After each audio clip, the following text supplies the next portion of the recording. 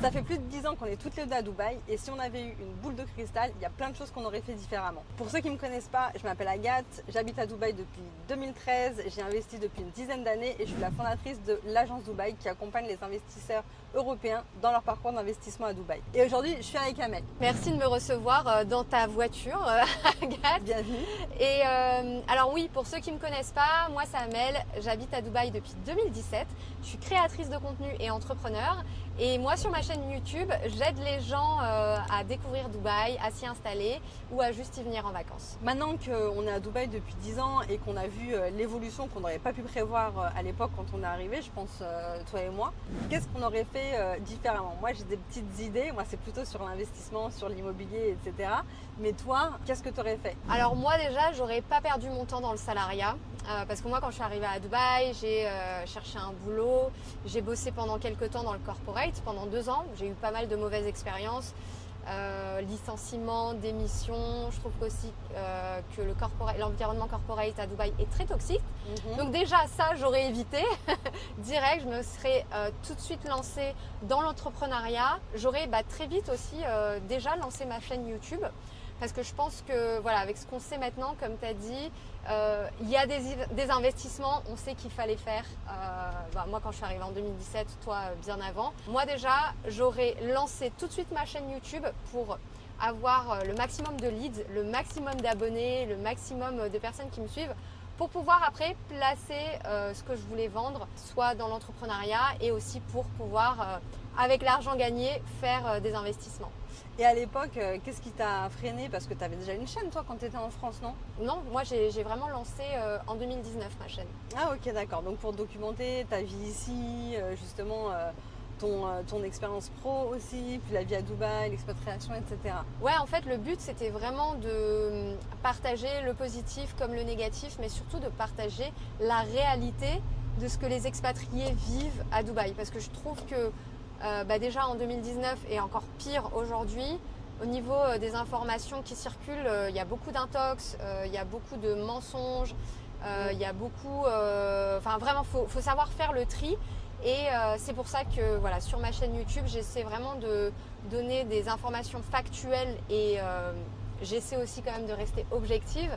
Je ne suis pas là pour vendre du rêve aux gens, je suis vraiment là pour partager mon ressenti, mon expérience, ma réalité. C'est le principal but de ma chaîne YouTube et de ce que je fais aussi sur Instagram.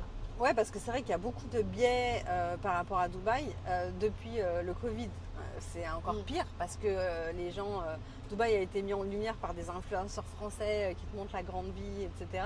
Mais même, tu sais, moi quand je suis arrivée il y a 10-12 ans, il y avait un autre biais, c'était les Émirats, les pétrodollars, les gens qui viennent avec des packages d'expat où en gros tu payes rien, on te paye ta maison, on te paye l'école des enfants, etc. Et en réalité, c'est pas du tout le cas. Tu arrives ici, tu as quand même un ticket d'entrée pour arriver à payer ton loyer, à payer l'école de tes enfants, acheter une voiture parce que bon, toi, tu as un cas particulier, mais en général, tu achètes ta voiture ici parce que tous les déplacements, il n'y a pas vraiment de transport en commun et tout, donc c'est aussi quelque chose qu'il faut prendre en compte. Et les gens ont l'impression que l'argent pousse sur les arbres, en fait. C'est exactement ça. Et je pense que les gens, en fait, ne comprennent pas assez que quand tu viens à Dubaï, il faut que tu aies au moins l'une de ces deux choses, soit les compétences, soit l'argent.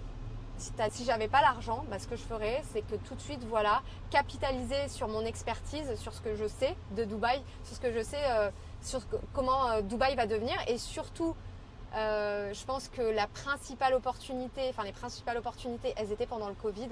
Je pense que pendant le Covid, ceux qui ont eu les cojones d'investir, aujourd'hui, ils sont à Blue Water en train de fumer un cigare et de boire un whisky. Je pense que j'aurais fait pas mal de choses différemment. Et toi, du coup, comme tu es vraiment investisseuse, tu connais, tu arrives à anticiper les opportunités, etc. Toi, qu'est-ce que tu ferais de vraiment différent il y a 10 ans? Moi, un peu comme toi, en fait. Tu sais, quand je suis arrivée, j'ai tout de suite voulu chercher du travail. C'est déjà assez... compliqué, tu vois, d'arriver dans un pays étranger, tu es dans une langue étrangère, la culture elle est quand même assez différente, donc tu as envie de sécurité au début. Et moi aussi, j'ai été salariée pendant des années, j'ai été salariée ici je crois pendant 7 ans. Quand j'ai décidé de quitter pour me mettre à mon compte, c'était la meilleure décision de ma vie, donc déjà ça je pense que je l'aurais fait bien avant. Et bien sûr, dans dans l'investissement immobilier, encore une fois, tu vois, je me suis positionnée sur mes premiers investissements sur des choses ultra sûres, dans du Imar, sur Downtown. Après, sur plan, certes, mais toujours avec Emar, Meras, tu vois, des top développeurs. Et sur des appartes aussi, parce que c'est un peu ce qu'on fait en Europe, prendre des petites surfaces, des one bed, des studios et tout. Alors qu'ici, ce qu'il fallait faire, c'était vraiment miser sur des endroits qui n'existaient pas du tout. Je pensais pas qu'on pouvait faire des plus-values de x3, tu vois, par exemple, en moins de 10 ans. Et ça, c'est des choses qu'on a vues sur des endroits comme Blue Waters, par exemple. Donc là, il fallait aller miser sur des endroits qui n'existaient pas du tout et qui sont un peu random parce que tu es quand même tout au bout de Dubaï, sur une île qui n'existait pas. Donc il fallait quand même, comme tu dis, avoir le cran. Et j'aurais acheté des townhouses aussi. Parce que quand tu vois, personne ne pouvait penser Dubaï, en fait, quand nous on est arrivés, c'était vraiment un endroit pour célibataires, jeunes couples. Et donc du coup, on misait pas du tout sur les townhouses et sur la population familiale. Et ça a vraiment évolué sur les dernières années. J'ai des amis personnels, donc c'est des vrais gens, tu vois, c'est pas des légendes urbaines, qui ont fait x3 sur des townhouses, sur des villas en 5 ans. T'imagines? C'est incroyable. Et pendant le Covid, moi, je visitais des townhouses sur Springs, par exemple, sur le quartier de Springs. Et tu avais des townhouses vue lac à 2 millions de dirhams, ça fait 500 000 euros. Et aujourd'hui, elles valent 1,5 million, quoi. Donc en gros, elles ont fait x3 en 5 ans sur du livret, sur quelque chose où tu étais sur un quartier existant, mais juste parce que c'était des townhouses. Et sinon, les gens qui ont fait x3, c'est dans des quartiers comme Dubai Hills, tu vois, sur les townhouses et villas. Et c'était les choses, moi, que je regardais pas du tout à l'époque, parce que j'étais dans mon mindset d'Européen, en fait. Avec mon biais, on achète des one bed et des studios. Et des valeurs sûres où tu prends pas trop de risques. Ouais, un quartier déjà mature, un développeur connu. Et du coup, tu surpayes en fait. Tu surpayes et tu as beaucoup moins de potentiel de prise de valeur. Et grosse erreur. Mais après, c'est pas fini. C'est pas parce qu'on l'a pas fait sur les 10 dernières années qu'on peut pas le refaire maintenant. Ouais, tu penses qu'il y a toujours des opportunités? Ouais, bien sûr, bien sûr. Je pense qu'aujourd'hui, plus que jamais, avec la population qui va doubler d'ici 2040 et tous les yeux qui sont sur Dubaï et le contexte économique mondial et social et politique, je pense que plus que jamais, il faut miser sur Dubaï et il faut miser sur les zones qui seront the place to be de demain, tu vois, les zones en bord de mer. Je pense qu'à terme, comme partout, ce qui marche bien, c'est soit être en centre-ville, soit être en bord de mer. Et je pense qu'à terme, le centre-ville de Dubaï, ce sera une agglomération en fait de Downtown, Meydan, Creek Harbor. J'ai une question pour toi. Bah tiens, on n'a pas eu l'occasion d'en parler et j'aimerais bien avoir ton avis dessus. J'ai entendu, alors je ne sais pas si c'est vrai, je ne sais pas si c'est une intox mais apparemment l'aéroport de Dubaï, donc DXB, va être rasé. Ouais. Parce qu'ils veulent tout recentrer sur Al Maktoum. Et du coup, tu penses pas que la zone sud va beaucoup plus se développer à cause de ça? En fait, ils veulent raser DXB parce que ça, on le sait depuis longtemps. Tout va partir sur Al Maktoum et ça va être un énorme pôle logistique. Donc, ils sont déjà en train de construire l'aéroport, plus tout ce qui va passer autour. Et il y a déjà l'aéroport de le port de Jebel Ali avec la palme. Qui fait tout le port vraiment, le port, toute l'activité portuaire de Dubaï, elle est à Jebel Ali. Donc c'est très logique en fait de mettre l'aéroport là-bas. Il n'y a aucun sens en fait d'avoir un port à cet endroit-là et un aéroport en pleine ville en plus. Ça fait pas sens. Quand il a été construit, Dubaï, c'était pas ce que c'était. Donc le fait de mettre Al Maktoum au sud, en face de Jebel Ali, ça c'est tout à fait logique. Donc ça va devenir un pôle logistique énorme. De là à dire que d'un point de vue résidentiel, ça va devenir the place to be, non, je pense pas. Parce que du coup, ça va être vraiment un pôle industriel en fait, comme ça l'est aujourd'hui. Et alors après, Palm Jebel Ali, c'est autre chose. Ça va être vraiment là, oui, il y a des grosses plus-values à faire. Mais par contre, à proximité directe de l'aéroport, moi, je miserais pas là-bas. Je miserais plutôt sur des endroits plus premium, type Meydan, quand tu vois ce qui se construit sur DIFC, tu sais, les termes là de Faza, là, du prince héritier, qui seront les plus grands termes du monde, les plus modernes, etc. Quand tu vois ce qui se construit sur Dubai Island, Maritime City, Downtown, ce sera toujours Downtown, DIFC sera toujours à DIFC. Donc le côté premium de Dubaï, il va plutôt rester pour moi sur cette zone-là. Mais par contre, le housing plutôt ouvrier ou classe moyenne inférieure, il y aura un gros besoin autour d'Al Maktoum, effectivement. Donc il faut faire attention, faut être stratégique et il faut faire attention à ce qu'on achète là-bas. Mais effectivement, moi aussi j'ai eu l'info, ça c'est vrai, ça a été dans les news, c'est public. Ouais. Quand l'aéroport de Dexbé sera rasé, ils vont faire un projet immobilier là-bas, mais par contre j'ai pas plus d'infos. Ouais, on sait On pas a, ce que on ça a va juste être, vu ouais. Real Estate Project et on ne sait pas ce que c'est. Donc même en termes de positionnement, est-ce que ce serait un truc luxe parce qu'ils sont en train de réhabiliter complètement la zone de Dera et le bord de mer. T'as été à la nouvelle zone aussi, enfin nouvelle zone. New Gold Souk. C'est pas nouveau, mais tu vois, vers Twiggy, tout ça, vers la crique en fait. Ouais. La crique, là ils ont construit pas mal d'hôtels de luxe, resto, rooftop. J'y suis allée il n'y a pas longtemps. J'ai été à Ruby by Iris et franchement c'est super beau. Ouais, cette zone-là, elle est en train de...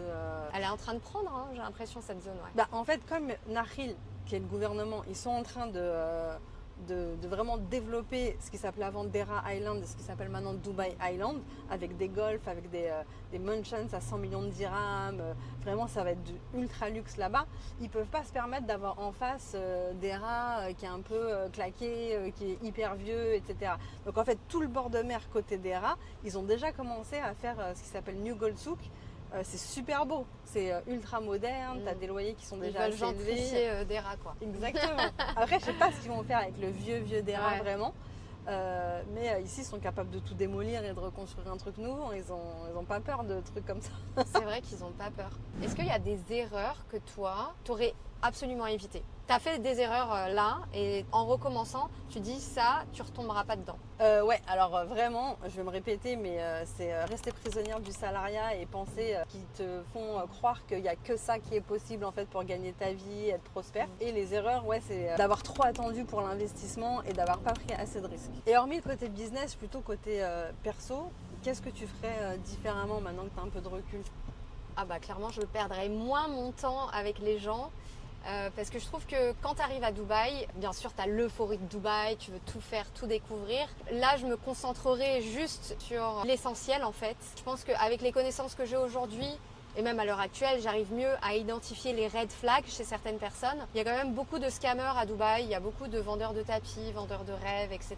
Dubaï, ça reste une ville où oui, l'argent est visible, il y a beaucoup d'argent à se faire et du coup ça t'attire des profils qui sont pas forcément honnêtes. Avec les informations que j'ai, forcément j'identifierai mieux ces profils et je me focuserai vraiment sur les gens qui peuvent réellement me faire avancer, évoluer. Des gens comme toi typiquement, tu vois, non mais c'est vrai, des gens qui te donnent des vraies informations, tu vois. Genre toi, tu as toujours été honnête avec moi sur les investissements immobiliers, sur ce qu'il fallait faire, alors que tu as certains agents, et parfois ce sont tes amis, hein, c'est ça le pire quoi, enfin tes amis, mais qui vont te donner des infos de merde juste parce qu'ils veulent toucher leur commission en fait. Après, tout n'est pas perdu, hein, tu sais, c'est ce qu'on dit toujours en investissement. Le meilleur moment pour investir, c'était il y a 10 ans et le deuxième moment, c'est aujourd'hui. Donc, je pense qu'il n'est jamais trop tard et que c'est aujourd'hui qu'il faut préparer l'avenir, justement. Et puis, toi aussi, je te souhaite, avec le recul que tu as et l'expérience que tu as aujourd'hui, d'arrêter de perdre ton temps avec des gens qui ne servent à rien. Et surtout d'investir, ça y est, j'investis aussi. Bah allez, go, allez. alors on se reparle sur ça bientôt. Ça marche. Si vous voulez pas faire les mêmes erreurs que nous et vous voulez sauter le pas pour investir à Dubaï, n'hésitez pas à nous contacter, que ce soit moi ou un membre de mon équipe. On sera ravis de vous accompagner dans ce projet. En attendant, je vous dis à bientôt dans une prochaine vidéo.